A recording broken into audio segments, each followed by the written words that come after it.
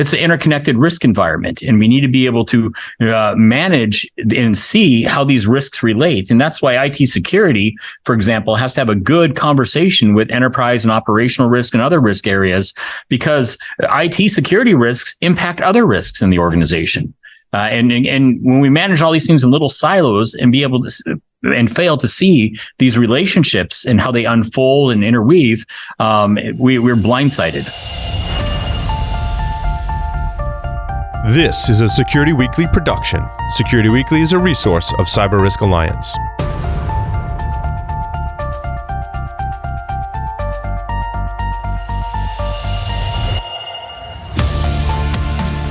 The Cybersecurity Collaborative and Wiz is proud to present CISO Stories. Each week, CISO Stories takes a deep dive on security leadership with one of the contributors to my latest book, the best-selling CISO Compass: Navigating Cybersecurity Leadership Challenges with Insights from Pioneers, as well as from other top CISOs and security thought leaders. The Cybersecurity Collaborative is a unique membership community enabling cybersecurity leaders to work together in a trusted environment. To learn more, visit securityweekly.com/CSC or visit cyberleadersunite.com. I am your host, Todd Fitzgerald, and this week we welcome Michael Rasmussen, analyst, GRC 2020 research, and frequently noted as the father of GRC. 30 years ago, my wife and I were pregnant. We ended up back in Milwaukee and looking for a job, and I started off at Kinko's as a desktop publishing coordinator because I grew up around computers and knew the Mac very well. But then a year later, got hired by GRC Incorporated here in Milwaukee as actually a graphic designer for the sign division, designing signs, interior and exterior signs for organizations. But it just so happened that the lady from MIS, the Management Information Systems, old term that we don't hear much these days, she left, and I was the only one left in the company that understood how computers talked and networked together. And so I got put in this position of running a small IT department, and my first projects were migrating from a System 36 to an AS400 and installing a frame relay wide area network and what else, a Novell network and things. And so got into a lot of IT at that point, and a lot of certifications through Novell and Microsoft and Bay Networks and all this stuff, and ended up there for 3 years, and then got hired by the Blood Center of Southeastern Wisconsin as a senior network security analyst, managing the checkpoint firewall and all the security in the organization, and then moved into IT security consulting. So sort of wandered into it. It was an intentional path, but one that I've always enjoyed. It's always fascinating to me because today we have so many people that are, pursuing this as a career path, but back in those days it seemed to be more of an accident than an actual plan. So we're going to talk today about GRC, which is a topic that it kind of comes and goes over time in the security space. And I think people try to, get their arms around it. So I know you've done a lot of work on GRC, from the very beginning. So kind of paint the picture for us, GRC at a high level. What are we talking about? Well, that actually continues the story. I mean, the IT security depth and focus for my career was in the 1990s, and it continues. But, I managed getting a Bachelor of Science in Business and then also a law degree. And around 2000, I got hired by Forrester Research. Actually, at the time, it was Giga Information Group, and Giga got acquired a year later by Forrester, and spent 7 years at Forrester as one of their top analysts and vice president there in charge of their GRC research. And I've been actually called the father of GRC because back in February 2002, on a cold, snowy day of the Chicago office of Forrester, I just got done going through a vendor briefing, looking through a solution that mapped policies and risks and controls and all this. I said, this is great. This is what I wanted as an IT security consultant back in the 90s. There's a market for this. What do we call it? I came up with the term GRC, governance, risk management, and compliance, and wrote the first two GRC waves, and so forth. And so that's where I got into GRC, and actually have been known as the founder of that acronym, whether you like it or not. But I define GRC very broadly. It's much more than IT risk and IT security, although that's a very significant piece of it. But it covers all the range of enterprise risks and compliance obligations and such. The official definition of GRC that's found in the OSEG GRC capability model that I helped write is that GRC is a capability to reliably achieve objectives. That's the governance function. When we can have entity level objectives, division, department, process, project, or even asset level objectives. There's different levels of objectives, and governance is about setting and directing and achieving those objectives. And next comes addressing uncertainty. So GRC is a capability to reliably achieve objectives, the governance piece. Address uncertainty, that's risk management. In fact, ISO 31000 defines risk as risk is the effect of uncertainty on objectives. So you can see the relationship there. The objectives provide the context for us to analyze and measure risk in. So GRC is a capability to reliably achieve objectives, that's governance. Act with integrity, that's risk management. I messed up there. GRC is a capability to reliably achieve objectives. That's the governance piece. Address uncertainty. That's risk management. And act with integrity. That's the compliance piece. And then the integrity compliance is more than just regulatory compliance, but it's also compliance to the values and ethics and commitments of the organization as well. That what we communicate to the world, particularly in this era of ESG, that's an actual reality inside the organization.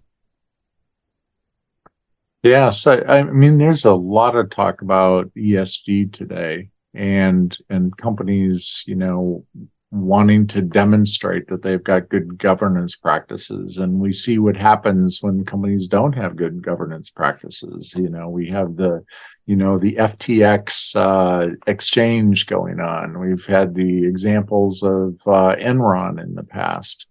And, I'm sure you have many other examples of where governance in organizations has failed.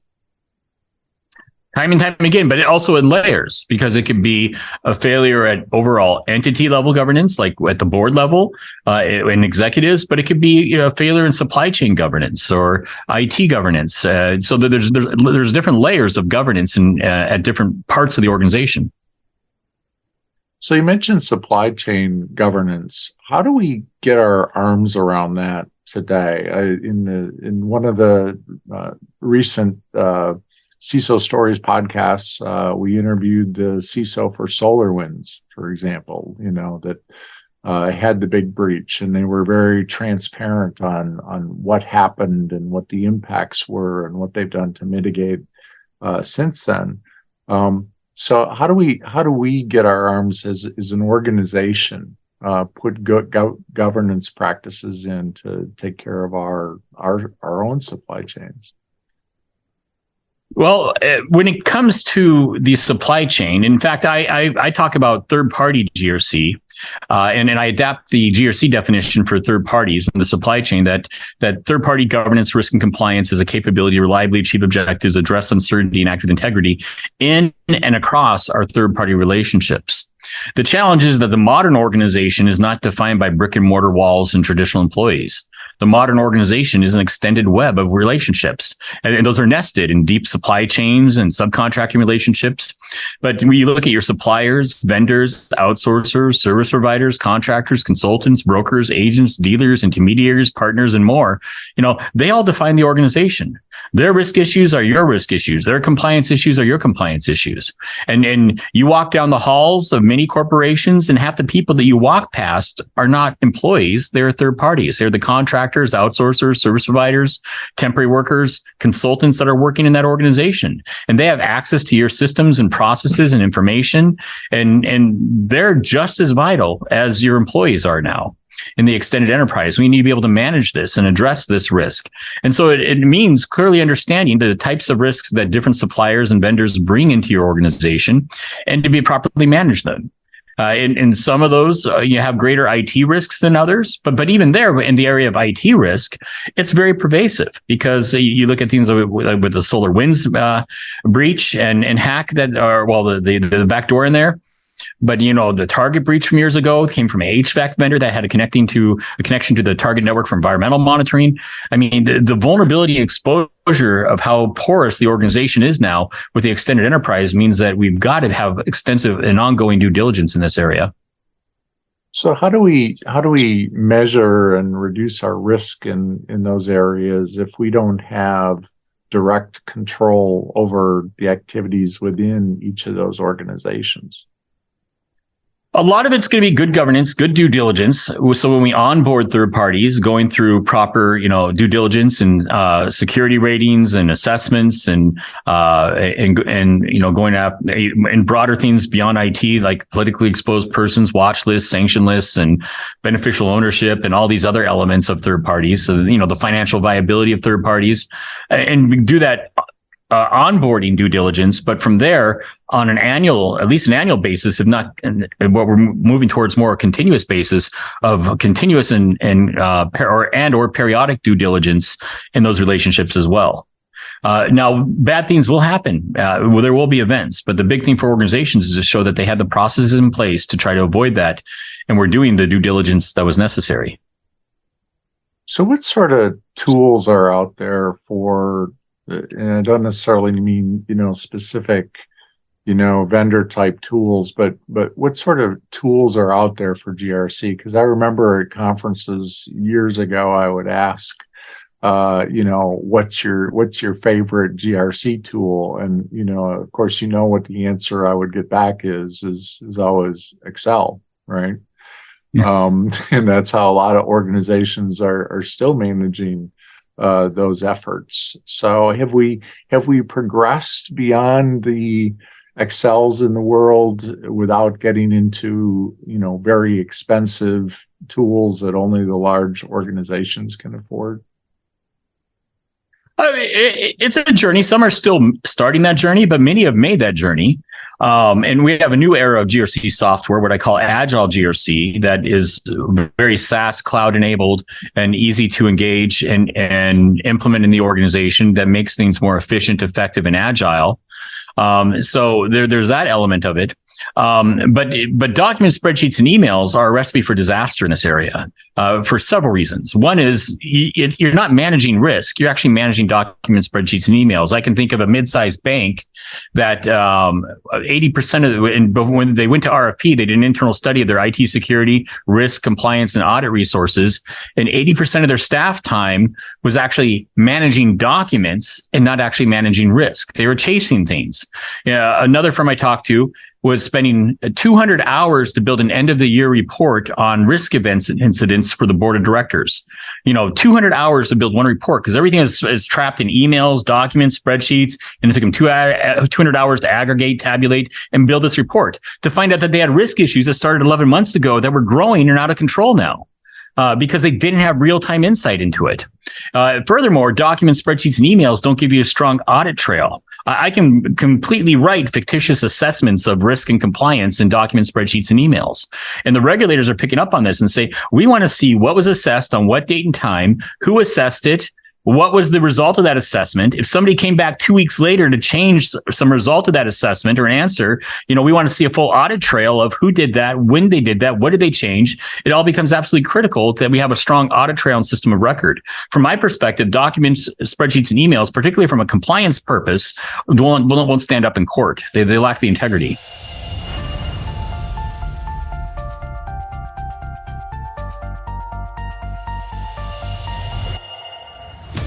The article this podcast is based upon can be viewed in the best-selling cybersecurity leadership book, CISO Compass, Navigating Cybersecurity Leadership Challenges with Insights from Pioneers.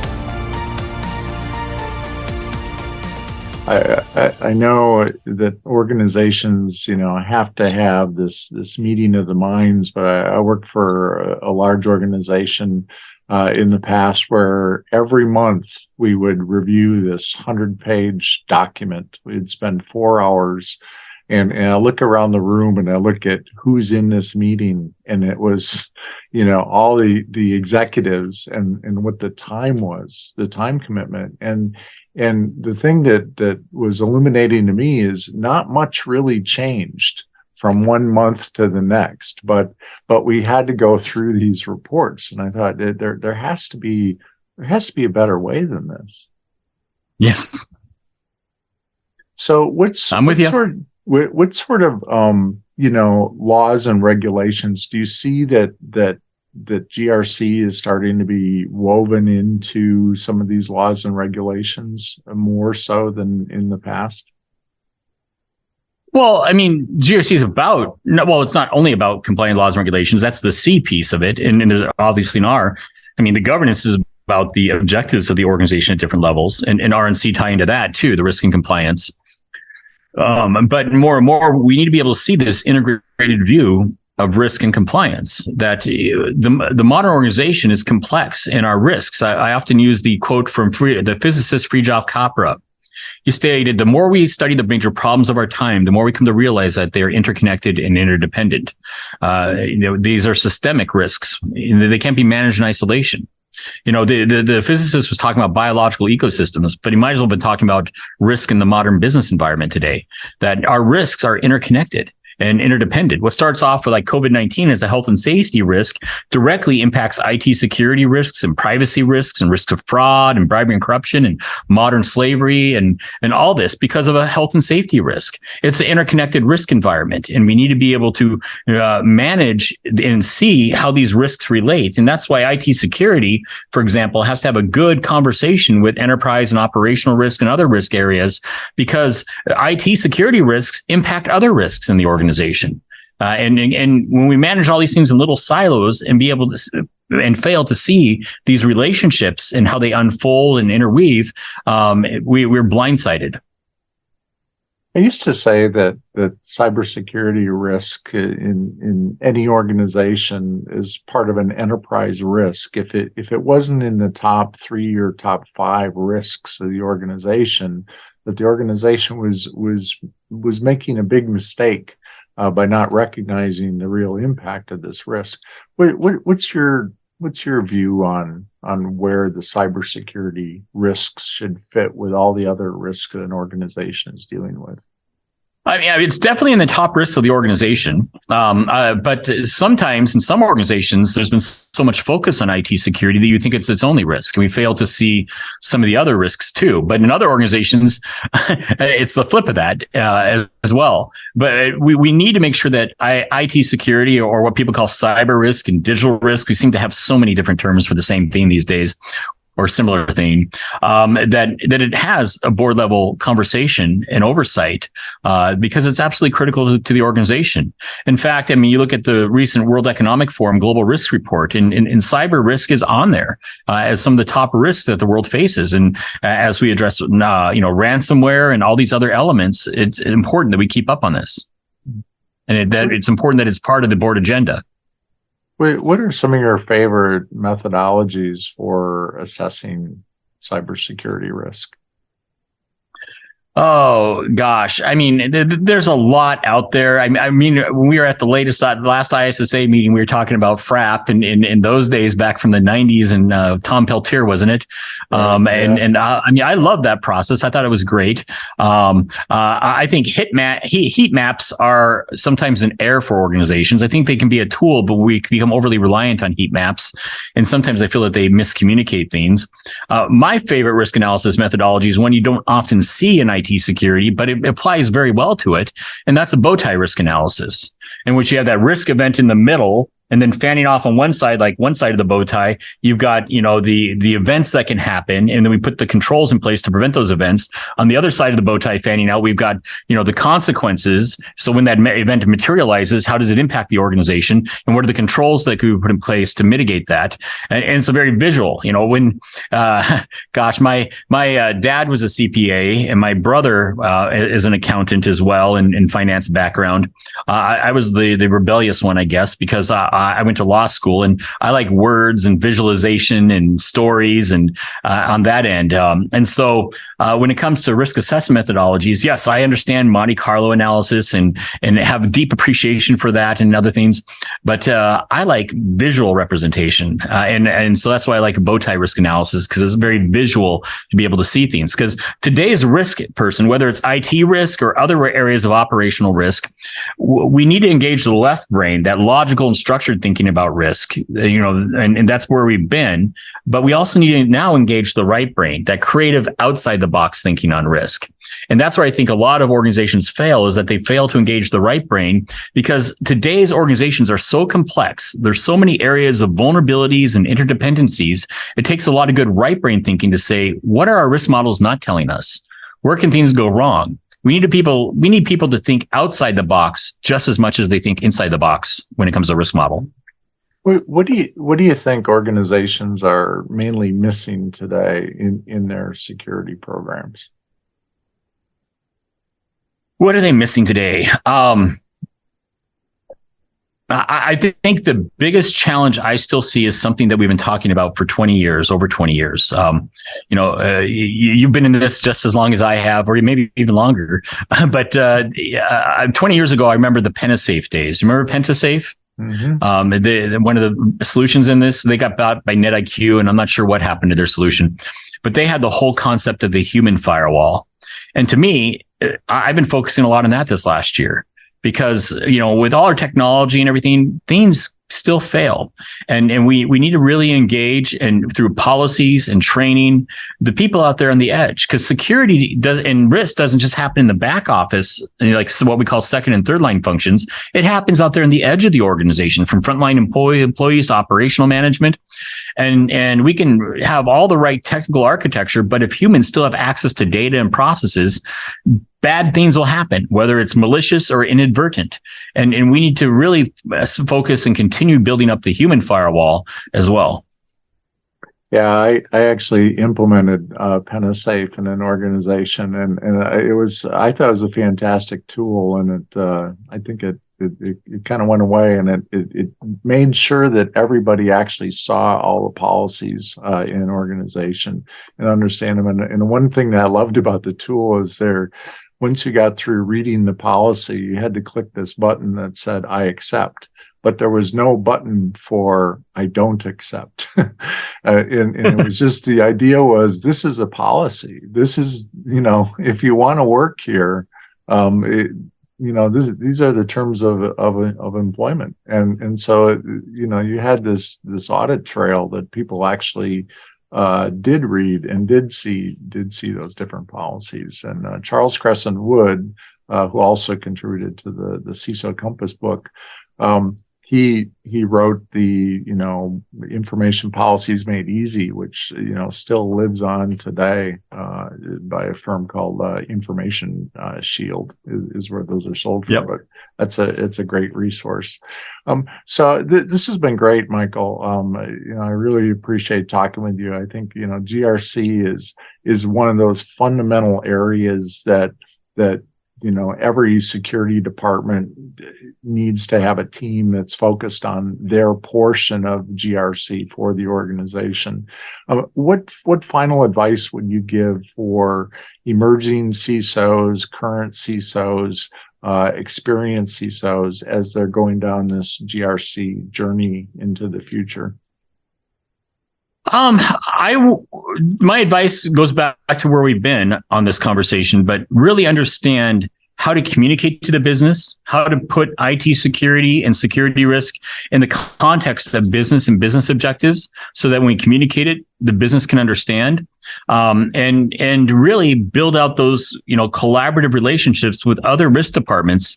Because as COVID-19 is just one example, when things happen, it impacts us from multiple directions, and risks interconnect and interrelate, and one risk expounds another risk and creates greater risk exposure. And we need good relationships with other parts of the business that are managing other parts of risk.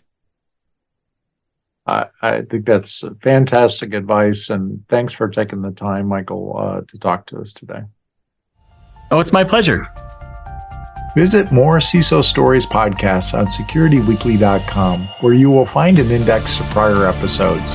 The Cybersecurity Collaborative is a unique membership community enabling cybersecurity leaders to work together in a trusted environment. To learn more, visit securityweekly.com/CSC or visit cyberleadersunite.com.